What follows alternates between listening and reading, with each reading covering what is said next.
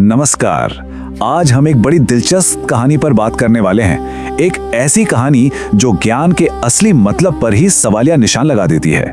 ये कहानी है दो महान विद्वानों दयानंद और माधवाचार्य की, जिनका सारा का सारा ज्ञान उनकी भूख तक नहीं मिटा पाता। चलिए कहानी की शुरुआत दयानंद के इसी दमदार कथन से करते हैं। इन शब्दों में ही कहानी का पूरा संघर्ष छपा है।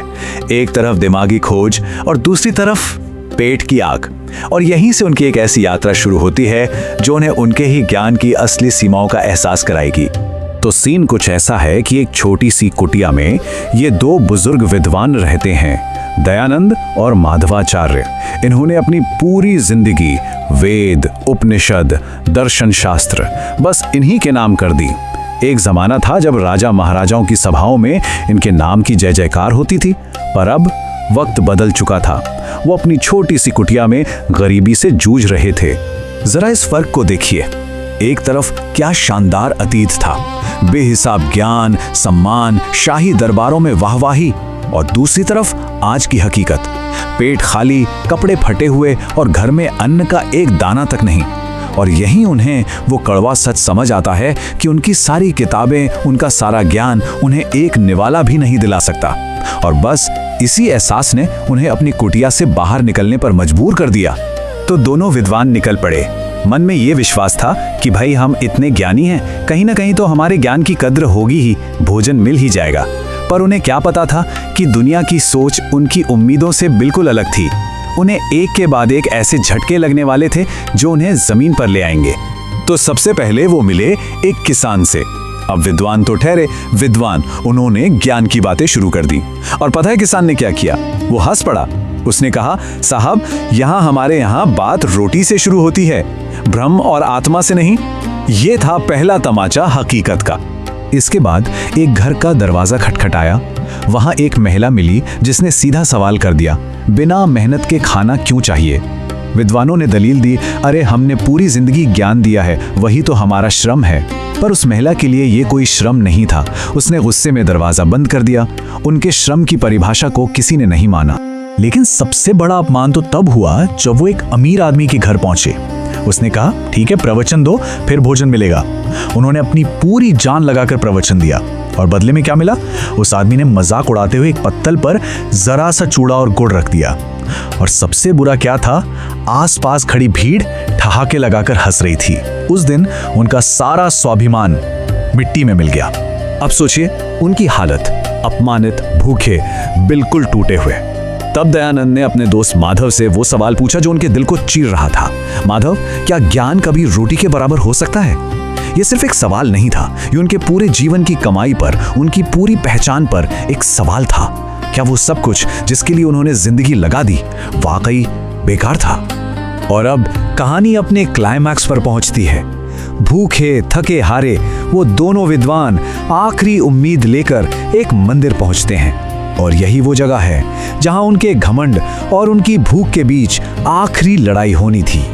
मंदिर में एक पुजारी मिले जिन्होंने एक शर्त रख दी, खाना मिलेगा पर सेवा के बदले।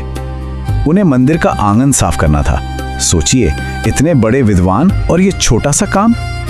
उनका अहंकार चीख उठा, पर फिर पेट की आग अहंकार से बड़ी निकली। जब भूख बर्दाश्त से बाहर हो गई तो उन्होंने आखिरकार हार मान ली, अपने घमंड को एक तरफ रखा और झाड़ू उठा ली। और जब उन्हें वो गर्म खिचड़ी मिली, उसका पहला निवाला मुंह में जाते ही उनकी आंखों से आंसू बहने लगे। ये आंसू सिर्फ भूख मिटने के नहीं थे, ये आंसू थे उनके टूटे हुए घमंड के। वो खिचड़ी नहीं, अपना अहंकार खा रहे थे, और हर निवाला उन्हें एक नई समझ की ओर ले जा रहा था।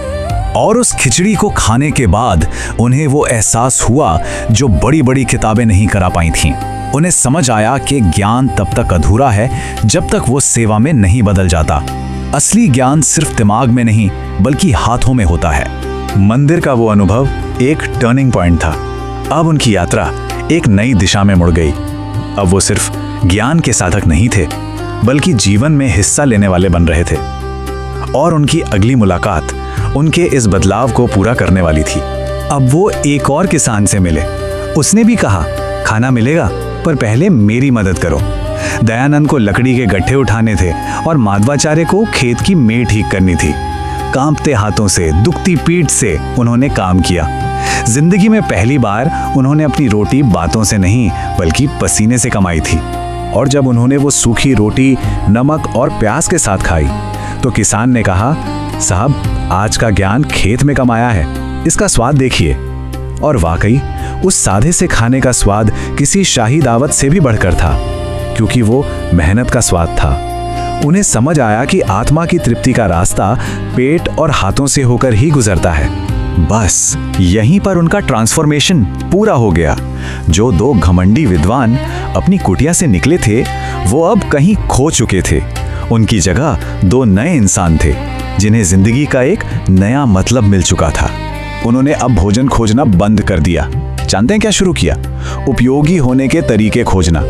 वो एक गांव में बस गए। अब उनका ज्ञान सिर्फ उनके लिए नहीं था। वो जड़ी बूटियों से बीमारों का इलाज करते, बच्चों को पढ़ाते और खेतों में भी काम करते।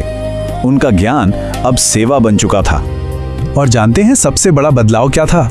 गांव वालों ने उन्हें विद्वान या आचार्य कहना बंद कर दिया। वो उन्हें बुलाने लगे बाबा। और ये जो बाबा शब्द था ना, ये उनके लिए किसी भी बड़ी उपाधि से, किसी भी शाही सम्मान से कहीं ज्यादा कीमती था, क्योंकि ये प्यार और अपनेपन का प्रतीक था। तो इस पूरी कहानी से, इस पूरी यात्रा से हम क्या सीखते हैं? क्या है इसका निचोड़? ये हमें ज्ञान के असली मतलब के बारे में एक बहुत बड़ा सबक देती है कि सच्चा ज्ञान सिर्फ जानने में नहीं बल्कि उसे जीने में है। तो फिर सच्चा ज्ञान है क्या? सच्चा ज्ञान वो है जो सिर से उतरकर दिल में विनम्रता बन जाए और फिर हाथों में सेवा। इसे सिर्फ बोला नहीं जाता, इसे जिया जाता है। जब तक ज्ञान करुणा बनकर दूसरों के काम ना आए तब तक वो सिर्फ जानकारी है, विवेक नहीं। और आखिर में ये कहानी हमारे लिए एक सवाल छोड़ जाती है। अगर जिंदगी एक किताब है तो ऐसे कौन से जवाब हैं जो उसके पन्नों के अंदर नहीं बल्कि बाहर मिलते हैं? ये सोचने वाली बात है ना?